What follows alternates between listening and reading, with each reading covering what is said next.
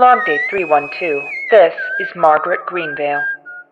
I know I haven't been keeping up to date on my logs of late, but I don't know if I'll survive the coming weeks, so I feel it prudent to record a final one in hopes that my journey may benefit those who may follow in my footsteps. I'll start from the beginning. I'm from Vault 89, a vault exclusively inhabited by women, not that I understood that humans demonstrated sexual dimorphism while living there. We have a problem which may seem obvious in hindsight. We're running out of viable male gamete. My mentor tasked me with the quest of a lifetime: locate Vault 62 on the surface and retrieve their amino-lathe 5000, which is capable of creating the seed we desperately needed. Following my best friend's footsteps, I hacked my way out of the vault and into the unknown world above. Almost immediately I ran into a gang of surface dwellers, including 2 ghouls, the scholarly leader of the group, Felix, and a former communist agent, Charlie, among others. I informed them of my quest and they agreed to help me. The next months were as fascinating as they were dangerous, and I discovered that not only does life exist on the surface, it's far more complex than I could possibly have imagined. Exploring the region formerly known as East Cascadia, which is now called the Crescent, we mediated factional disputes and tackled both environmental and man-made threats. During this time we made many friends and quite a few enemies, and learned about a truly villainous faction known as the Enclave, intent on wiping out all mutant life. First, we befriended the Umatilla tribe, assisting them in their strife with the cannibalistic Bing Bangs.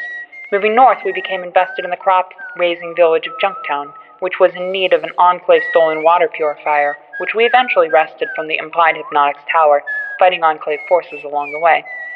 Eventually, we made it to the massive trading hub of the Crescent, the Mall, where we found ourselves embroiled in political intrigue which resulted in one of our members, an assaultron named Lisa, taking a position of power in their government.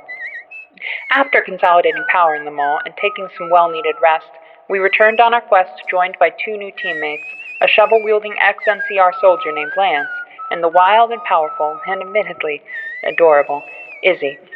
In order to learn the location of the vault, we assisted in a slave uprising and abolitionist war effort in the former Wine Valley, which is quickly becoming the Tea Valley now, thanks to our efforts.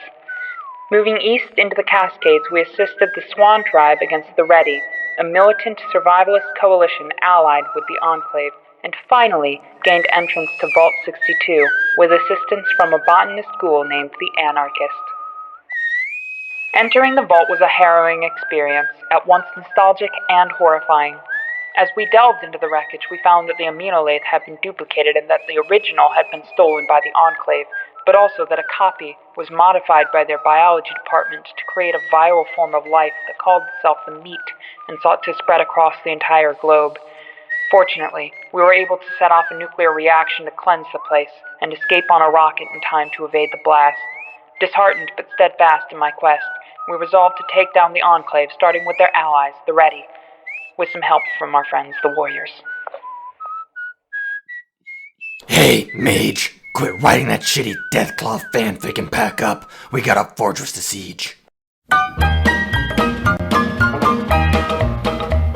Well, I don't know, but I've been told uranium ore's worth more than gold. Sold my cad, I bought me a Jeep, I got that bug and I can't sleep. Uranium fever has gone and got me down. Uranium fever is spreading all around. With a Geiger counter in my hand, I'm going out to stake me some government land. uranium fever has gone and got me down.